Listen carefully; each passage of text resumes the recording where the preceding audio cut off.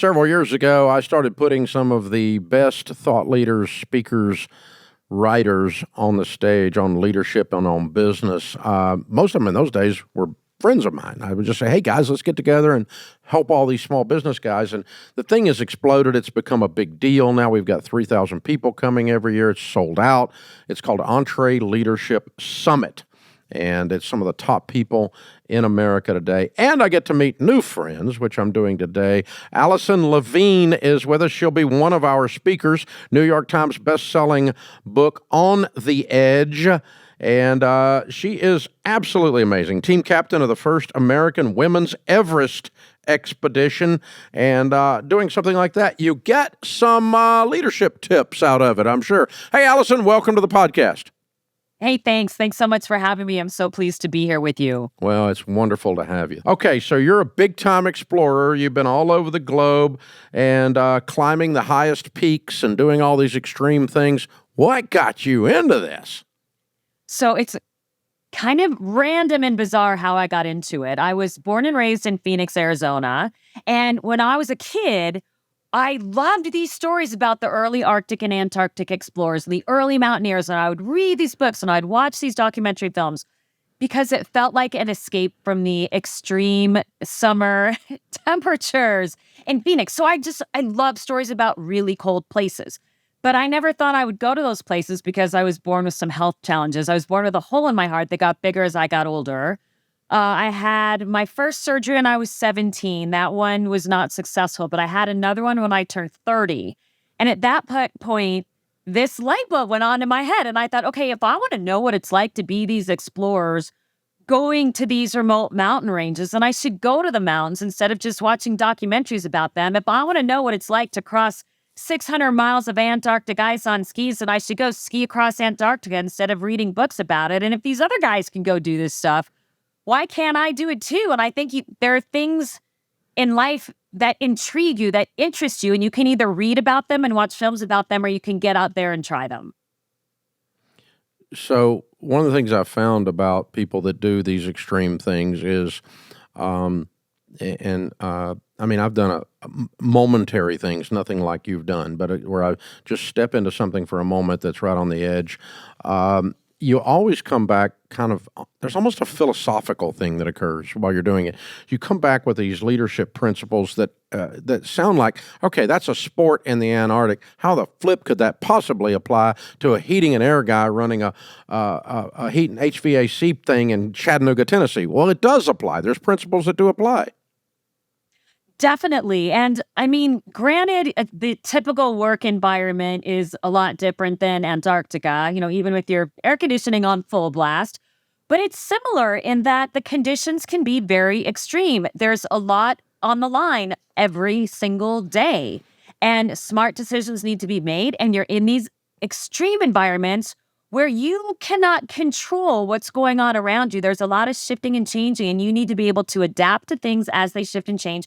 And you also need to realize that there's going to be times of great discomfort, and you can power right through that. And yes, the business world can be very stressful, but you do not have to let that stress hold you back or hinder your success.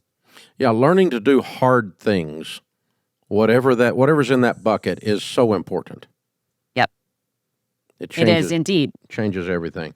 Okay, so you kind of, one of the hints they told me about you is you've got occasional pieces of unorthodox advice. What's one of your favorite ones that puts people on tilt?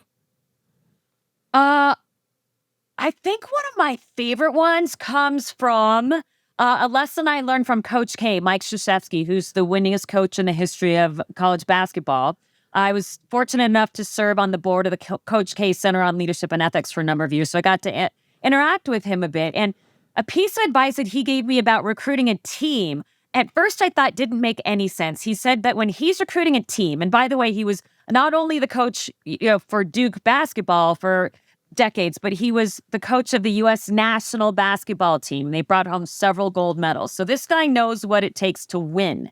And he said that when he's recruiting a team, what he looks for is ego. And I thought, right, because you don't want that, right? Weed those guys out. I get it. He said, no, you want ego. And I thought, wait a minute, that doesn't make any sense. That goes against everything I've read in every management and leadership book. And then he went on to explain it, and it did make sense. He said that when he's recruiting a team, there's two kinds of ego that he looks for.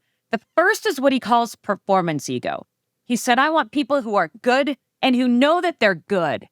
He said, I don't want LeBron James to come out onto the court and be a wuss. I want him to be LeBron James with all of the confidence that goes with him. And I thought, okay, that does make sense, because I certainly do not want to be climbing Mount Everest with a bunch of teammates who get to the base of the mountain and look up and think, oh, I don't know about this, looks pretty high up there. And then right? The second kind of ego that Coach K looks for, which is really important in the business world, is what he calls team ego. Mm-hmm. He said, I want people on my team who are going to be proud to be a part of something that collectively feels more important than the individuals alone, right? Name on the front of the uniform, Team USA, is more important than the name on the back of the uniform, the individual team. And that made sense to me as well. So all that stuff about leave your ego at the door, no. You want people who are good who know that they're good. It doesn't mean that they treat other people poorly or that they're arrogant. It just means they are confident in their abilities, and that's who you want to be climbing a big mountain with. Alison Levine, team captain of the first women's Everest expedition and author of the New York Times best-selling book, On the Edge. One of our speakers at this coming EntreLeadership Summit. Success requires setbacks. Boy, I've seen that. I think I've got more setbacks than I do success, although success is here. I often say success is a pile. In your case, it's kind of funny, a mountain of mistakes, a mountain of trash that I'm standing on rather than laying under. It's all the setbacks I survived, and I'm standing on them. It is. The setbacks are so important, and what you have to realize, too, is that failure is just one thing that happens to you at one point in time. That's all it is. It doesn't define you. And when I was the team captain of the first American Women's Everest expedition, we were a very high-profile expedition with a lot of media coverage, and we didn't make it to the summit. Oh, no. We were thwarted in it because of bad weather, and it took me 8 years to get up the guts to go back and try it again. And I went back 8 years later, and I was able to make it to the summit in similar conditions that I turned around in 2002. But it was because I had that failure in 2002 that I knew a heck of a lot more about my pain threshold, about my risk tolerance. I knew what it felt like to be high up on a mountain in a storm, and I wasn't afraid of that the second time around. And I don't think if I would have made it to the top in 2010 had I not had that failure in 2002. Yeah, it laid the groundwork. It sure does. Absolutely. There's no question about that. You do the autopsy on the failure, and so that you never look like that again. Yeah, but man, at the time, it doesn't feel good. Yeah, I may make some mistakes, but I won't make that mistake again. Yeah, I just want to. My goal is I don't want to quit making mistakes. I just don't want to make the same ones. That's all I'm trying to do.